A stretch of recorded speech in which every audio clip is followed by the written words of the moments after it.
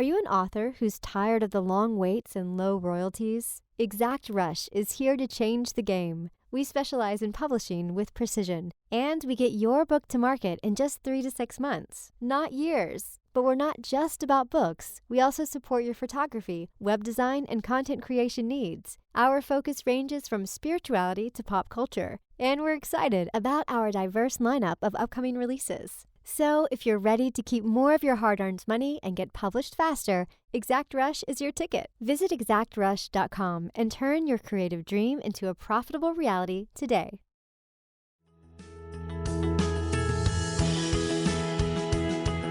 Tap into your most original thinking, organize your ideas, and create the opportunities to launch your creative work. Unlocking your world of creativity with best-selling author and brand innovator, Mark Stinson. Welcome back, friends, to our podcast, Unlocking Your World of Creativity.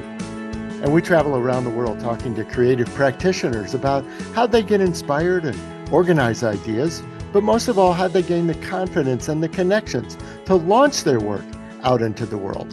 And today we're stamping our creative passport for the first time in Warsaw, Poland. And my guest is Riya Sokol.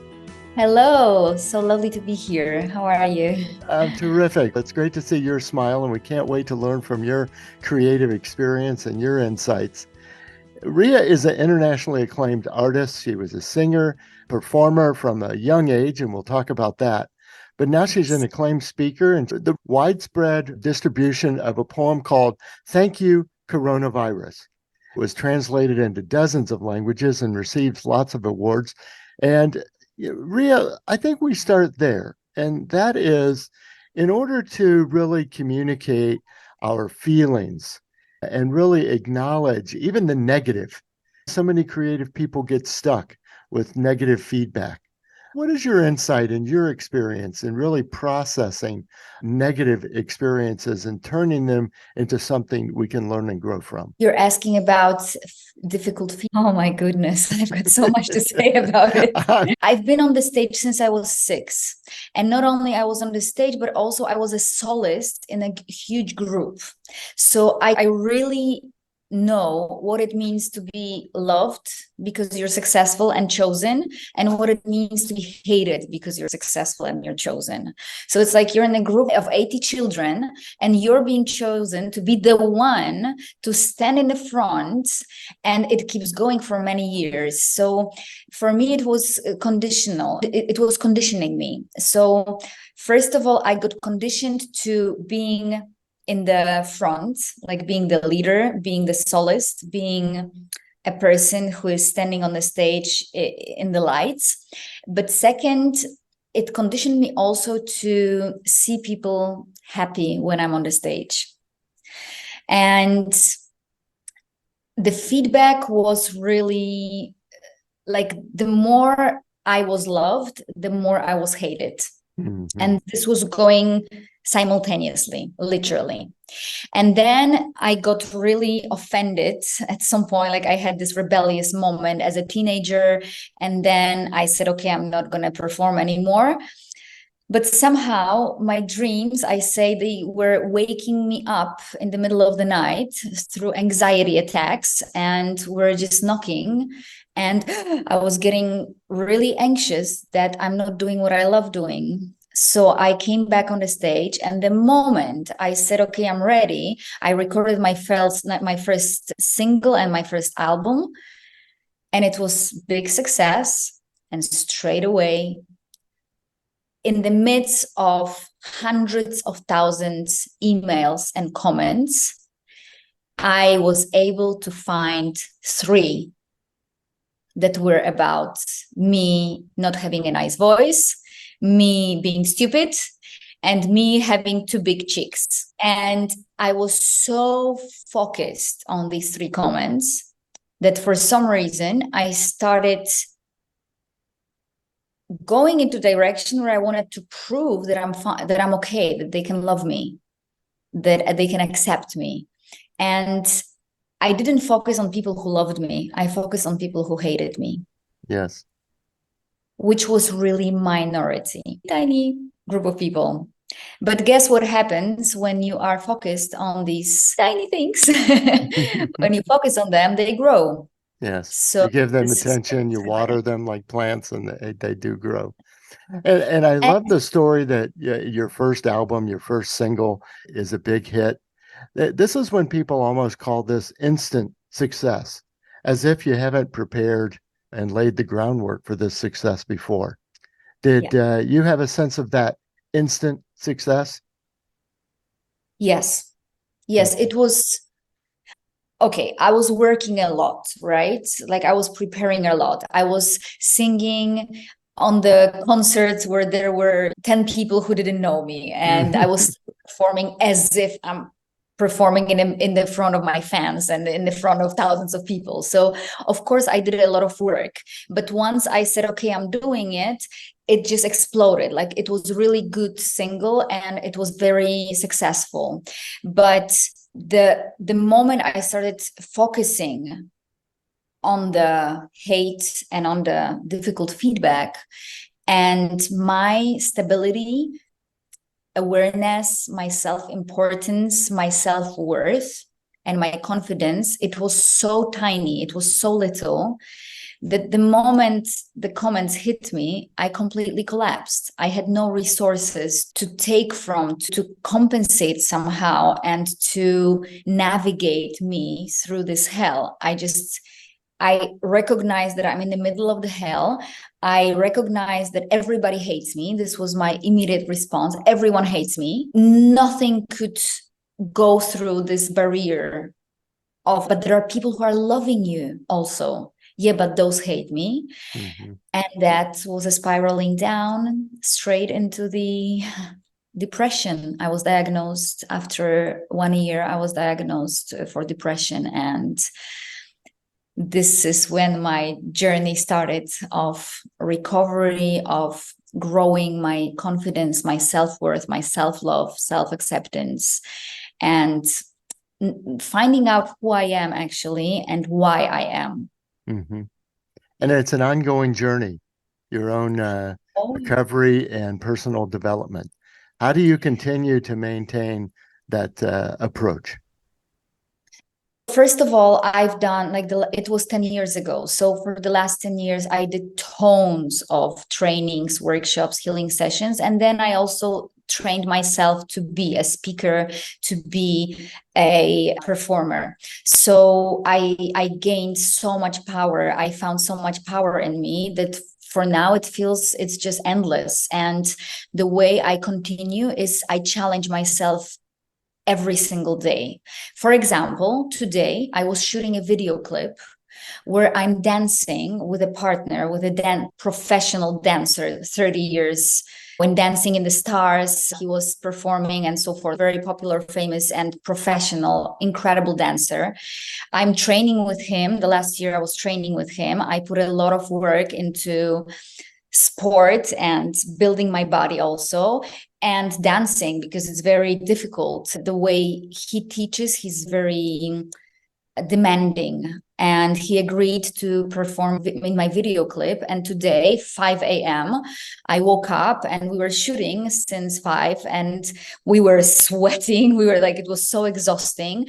And if I'm honest, like even dancing, I was speaking to him the other day that even dancing is like a therapy, because I'm getting to know myself even better. Even though I feel so confident, then I go on a training in the area that I don't feel confident, and I immediately feel like a little girl. Hmm. And then he immediately catches it. So he's okay, we have to talk now, because you're a woman and you cannot shrink because you don't know how to do certain steps and go into your little girl, because it's not who you are. We have to take the woman out of you whilst you're dancing. You're a woman when you live, when you sing, when you speak, when you walk, but now we have to bring the woman when you dance.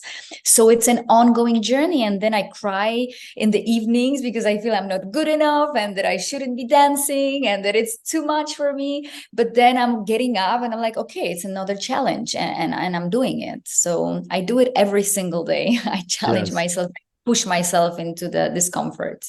Oh, and you talk about taking radical control of your mind. And I couldn't help but get the image of the dancing as a therapy, but the body-mind connection, where your mind has to be thinking about the dance and the body has to be responding to the dance. Are these the types of things that you've been using to get control of your mind? Absolutely. Absolutely. And one of the biggest breakthroughs that I had was when I was doing the skydiving license. So this was one of my challenges. I went to Dubai and I wanted to be independent skydiver. So I was jumping alone. And when you're up there, you realize that every millisecond it can be like an hour. Like the time collapses because the time somehow slows down. You hear every thought. Why? Because you have to focus, because your life depends on it. It's not, oh, I'm going to fail, that's fine, I'm going to repeat. There is no second chance. Yes. If you lose your focus, if you lose your discipline, like your inner discipline, you might die. This is like the very radical way of realizing how focused you need to be. So every time I was flying out there, and every time I was in a plane, and there are 50 things you have to remember and you have to check them 20 times. Like, one more time, is everything good? Is everything fine? Is everything working? Did I remember about everything? There is no millimeter for any other thought. And this really showed me the importance of what we're thinking and how distracted I was in my life. How I was doing this, I was thinking about this, I was talking on the phone, I was washing the dishes, I was speaking with my children. It's like all over the place. And once I decided, I challenged myself, okay, I'm gonna really start practicing it, like radical control of my mind, like the to think list. What am I thinking about? Like step by step, not the thoughts are being thought. It's I'm thinking my thoughts consciously. And this was the result of me doing the license. So it impacted my life tremendously, because it's like with the light. When you gather the light, it's shining more intensively. When it's spread, you can hardly see it. It's like a little bit in the air, fairy sparkles, exactly. But when you take it, it's wow. And this energy creates the most incredible things in your life, like focused, condensed energy. Yes. It's great to have this background of both your creativity, even as a child, moving up into music, which gives context to this video poem that you released during the pandemic. Thank you, coronavirus. And it was so powerful as I watched it. The contradiction of all of us thinking and being contained by coronavirus, but you saying thank you for the lessons that it was teaching. Tell us about that and the experience that you had as more and more people recognized and responded to this poem. The thing that I was feeling in the most spectacular way when I was sitting, and it was in Costa Rica. I was sitting in Costa Rica, it was 5 a.m. The pandemic was just announced like a few days back. And I remember sitting and contemplating and feeling the fear in the air. Like I literally felt the fear around the globe. And I was hearing also all these tragical news about people dying, about people losing their jobs. And somehow I wanted to make sense out of it. I didn't understand how this can make any sense, what is happening. So much tragedy, so much like terror, like people were really terrified. And I was sitting and I was feeling that I desperately want to make sense of it. And I remembered this quote: if you want things to be different, don't pray for them to be different, but pray to be able to see them differently. Mm-hmm. So I was contemplating on that. And this is when I felt the anxiety that was not touching the earth. It was like I somehow felt it, that it's all around the earth, but the earth is very solid. Like it's solid, it's there. And as it started to somehow separate, I heard these words. So I started to write them down, and then I recorded them and I just posted it.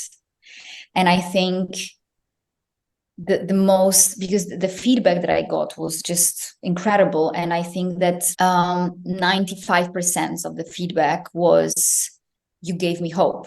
Mm-hmm. Because people felt hopeless. People felt like this is the end. And I guess this movie, this short clip, showed them that it doesn't have to, that we can see it differently. So good. It was definitely something we needed at that time, because there was such isolation, and you brought it all together. I'll be sure to put a link in the show notes so people can go back and watch this video. Thank you Well, so Riya, much. you've also then gone forward in business adventures. And I think creative people would love to hear the story of how you have added other talents to your already popular experience. So, as an artist, a speaker, and now an entrepreneur, tell us about your creative business. I see that I started with singing and dancing. Then I went into talking, because before pandemic, I was already speaking and I was doing workshops for people.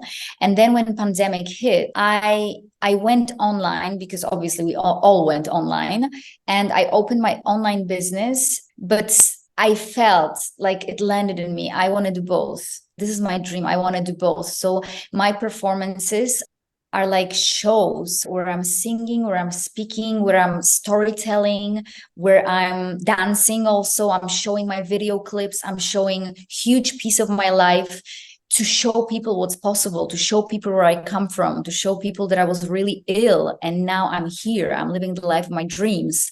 And it gives hope, and it gives light, and it inspires people. So for me, the most important thing when I look into my heart, it's I suffered so tremendously that when I think about even one person who is suffering, I feel, please listen to what I'm talking about, to what I'm sharing. Please don't let yourself stay there. Please don't think that you're lonely.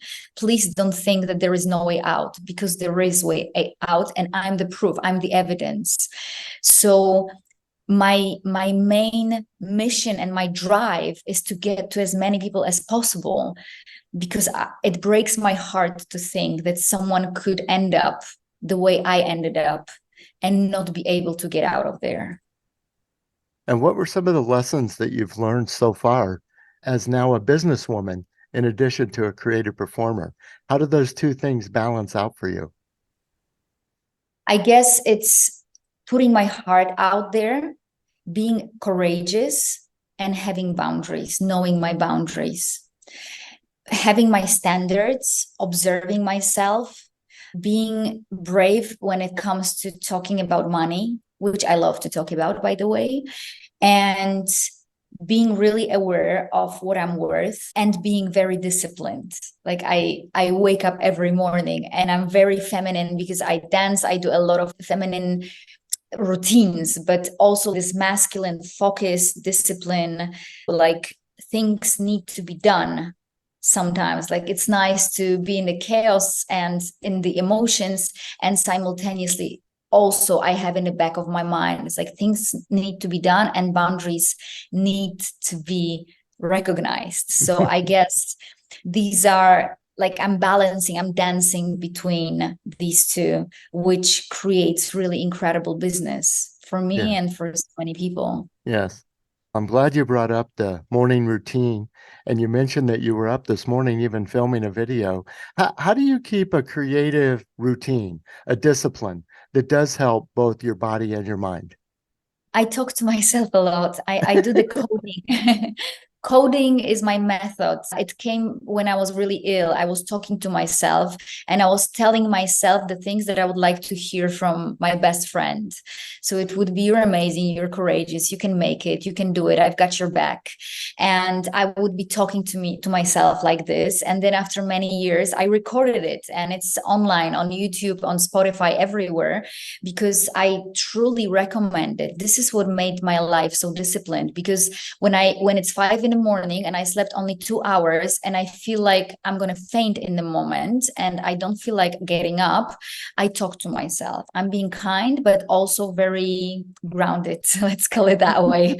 So I say, okay, you feel exhausted now, but once you do 3 little moves, let's do some 3 little moves, let's see how you're going to feel. And then I'm like, oh my God, okay. And then I start doing, even in the bed, I start doing all these kind of things when I'm moving my body. Then it's okay, now take your hand up, just for a moment, take your hand up and stretch. And this is, I just talk to myself, like to the version of me who is exhausted or tired or just wants to be lazy. I just talk to this version of me as if I was talking to the child, and I'm flirting a little bit and I'm doing some seduction and it works. So this is my method. That is fantastic. Riya, it's been such a pleasure talking to you. I get a real creative energy, even long distance here. And so I appreciate you sharing that. As we close, I'm interested if you were speaking with someone who is just at that point in their own creative development, that they're saying, I'm ready to take that bold step. You talked about being brave to go out there. Yeah. What encouragement or inspiration would you share that would put us over that block? We're feeling a little stuck right now. How can we get beyond that? When I was flying, it's like you have 3 seconds to get out, because if you miss the space, then the plane has to do the whole round and probably you won't be able. So it's like you have 3 seconds to get yourself together, get yourself together and jump out. And of course you're paralyzed, like it's 4 kilometers. It's crazy how far it is. So you just count to 3 and you jump. And this is what I also do when I speak to people who are wondering, are we ready? Are we stuck? Do we have a blockage? What should I do? How should I move? I always say, count to 3 and do it. Don't think if you're ready. You're going to find out if you're ready. And then you're going to be better. But you will not find out if you're ready just from thinking if you're ready. You're not going to get unstuck just from thinking about being stuck. If you want to get unstuck, if you want to do something, just do it. Don't wait for things to be ready. My first performances were for 3 people. Was I ready? Of course not. This is why only 3 people were there. But thanks to this performance, I got better. And the next performance, there was 10 people because I was ready for 10 people. Would I be ready for 10 people if I didn't do the 3 people performance? Probably not. So this is how I grow. Then I do it for 10. Then I'm ready for more. Then it's 100. Then it's 1000. Then I get back to 700 because I got too excited and I lost the track. So it's, you're doing 3 steps back, little lady. Okay, 700. And then again, 1500. Okay, we're back on track. Just keep doing. Everyone started from 1 follower. Everyone started for the first time having a patient or having a client. Like every lawyer, every doctor, every artist, everyone started from the first move. Just freaking do it. And if you need the kick in the beautiful back of your of your body, I am super happy to do it. Yes. Well, we if you need appreciate permission, that. there is also another thing. If you need permission from someone, you either sign the contract with yourself or you can also come to me. I will give you the permission. You are freaking ready. I love that. Riya, I'm going to put all the contact information in the show notes so people can find you, follow your work. You've got some terrific business propositions. So we do want to follow what you're up to.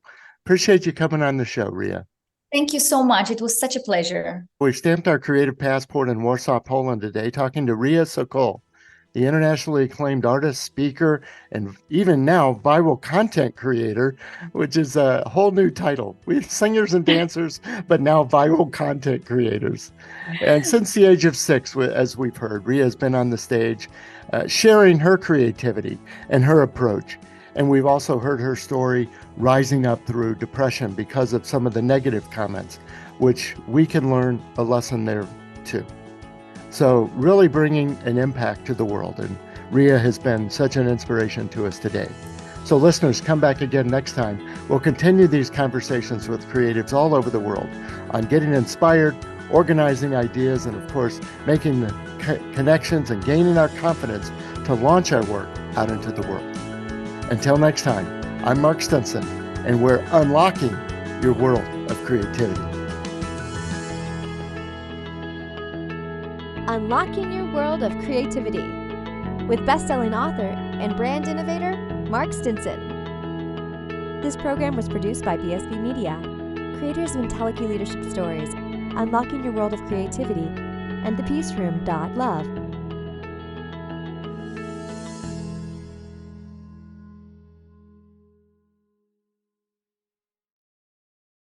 We've created a special offer just for listeners of the podcast. You can get the book, A World of Creativity, for a special price of $5.98 for paperback, and the Kindle version is only 99 cents. Go to mark-stinson.com to take advantage of this special offer.